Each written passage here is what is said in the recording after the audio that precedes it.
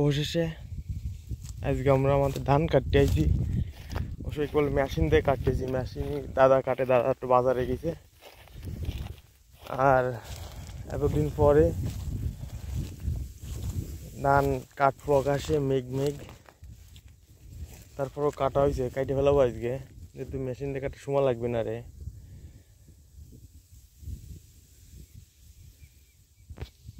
ভাই এলো ধান কাটা শুরু করলো।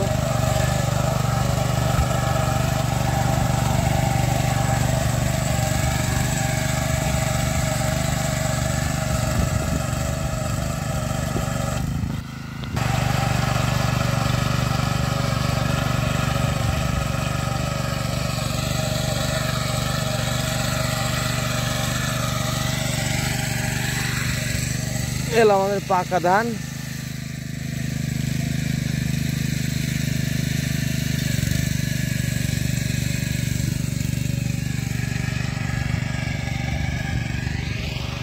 আবার ভাই তো যে বাবাই আর ভাই দাঁড়ে কাটতেছে। এলো আমার নোয়া, যেটার ছোট ছেলে।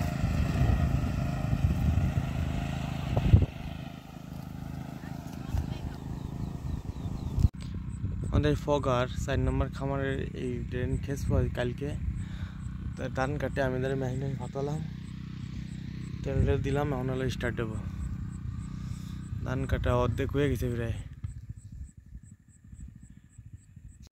ধান কাটার মাঝখানে হ্যালো দাদা ধান কাটছিল, আর এই গাড়ি কেনে চাকা ভেঙে গেছে। তার মানে আজকে আর আমাকে ধান কাটা হলো না। মেশিন চালালাম, ড্রেন খিসে কালকে তো মাছ ধরবানি।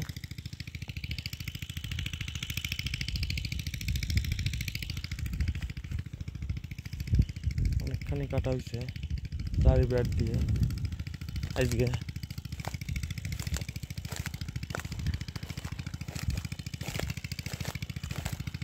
তারপরে এলো মেশিনটা নষ্ট হয়ে গেল।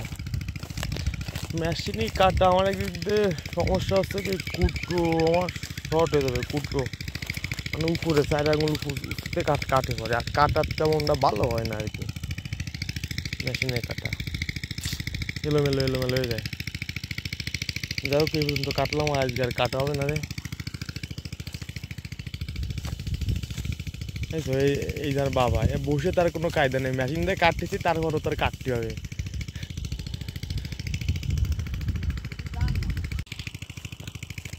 মেশিন ঠিক করার পরে হলো আমরা ধান কাটলাম, কিন্তু সমস্যা হয়ে গেছে, বৃষ্টি ভিজে ফেলাইছে।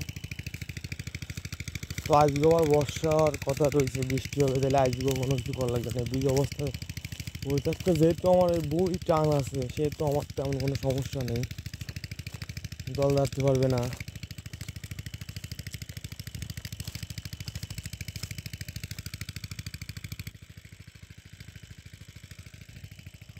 আমার ধানের অবস্থা।